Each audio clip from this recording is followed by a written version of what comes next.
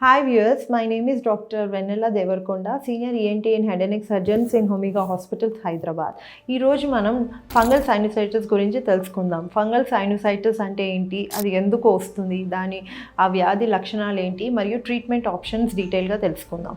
ముందుగా fungal sinusitis అంటే sinus క్యావిటీస్లో infection and inflammation. ఈ ఫంగల్ సైనసైటిస్ డిఫరెంట్ ఫంగస్ ఉంటాయి. యాస్పర్జిల్లస్ ఫ్యూమిగేటస్ అని, క్యాండిడా ఆల్బికన్స్ అని, అండ్ మ్యూకర్మైకోసిస్ అని, ఇవన్నీ రకరకాల ఫంగస్. ఎప్పుడైతే ఈ ఫంగల్ సైనసైటిస్ వస్తుందంటే పేషెంట్కి లో ఇమ్యూనిటీ లెవెల్స్ ఉండడం వల్ల ఈ ఫంగల్ అన్కంట్రోల్ డయాబెటీస్ మెలిటస్, లో ఇమ్యూనిటీ వల్ల ఈ ఫంగస్ వచ్చి సైనస్ క్యావిటీస్లో చేరుతుంది. ఈ ఫంగల్ సైనసైటిస్కి ఇంకా చాలా కారణాలు ఉంటాయి. అన్కంట్రోల్ డయాబెటీసే కాకుండా ఎలర్జిక్ ఫంగల్ సైనసైటిస్, కొన్ని ఫంగల్ ఇన్ఫెక్షన్ సివియర్ ఎలర్జీస్ వల్ల రావచ్చు, లేదా చుట్టూ హ్యూమిడ్ క్లైమేట్ వల్ల ఫంగల్ స్ప్రెడ్ అయ్యే అవకాశం చాలా వరకు ఉంటుంది. ఇది ప్రతి మనిషికి వచ్చే కండిషన్ కాదు, అది కొన్ని వీక్ ఇమ్యూన్ సిస్టమ్ ఉన్న పేషెంట్స్లోనే ఇది తరచుగా వస్తుంటుంది. కానీ ఇది వచ్చినప్పుడు ట్రీట్మెంట్ తప్పనిసరి. అది అంటే దీని సిమ్టమ్స్ చూద్దాము.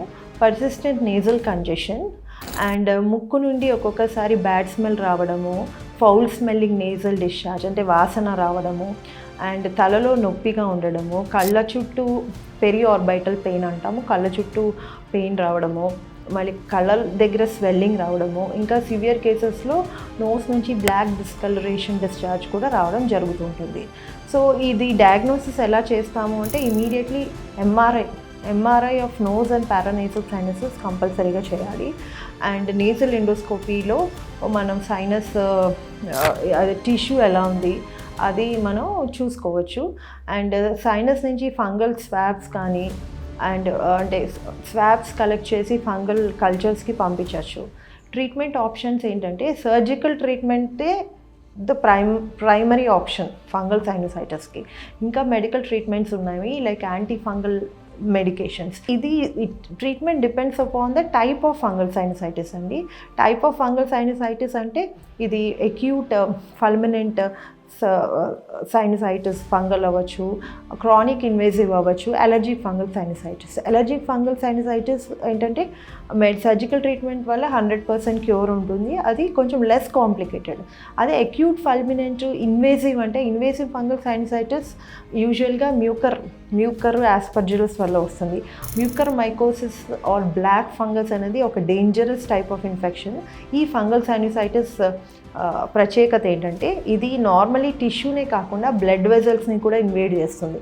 ఆ వాస్కులర్ ఛానల్స్ ఇన్వేడ్ చేసి థ్రాంబోసిస్ని కలుగజేసి చాలా ఇంట్రాక్రైనియల్ కాంప్లికేషన్స్ కూడా తొందరగా వస్తాయి. కాబట్టి దీనికి ఇమీడియట్ సర్జరీ అనేది సర్జికల్ డిబ్రైడ్మెంట్ చాలా అవసరం ఈ మ్యూకర్మైకోసిస్కి. సో ఇమీడియట్గా ఎండోస్కోపిక్ సైనస్ సర్జరీ చేయాలి. ఇంకొకసారి సివియర్ పెరి ఆర్బైటల్ పెయిన్ ఉంటే మేము ఆర్బైటల్ డీకంప్రెషన్ అనే సర్జరీస్ కూడా చేస్తూ ఉంటాము.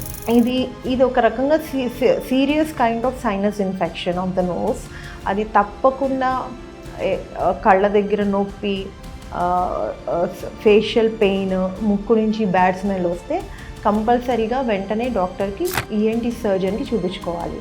ఎందుకంటే ఎర్లీ డయాగ్నోసిస్ అండ్ ట్రీట్మెంట్ చాలా అవసరం. లేకపోతే ఈ రకం సైనసైటిస్ కాంప్లికేషన్స్ని ఈజీగా కాజ్ చేస్తుంది. Thank you for watching.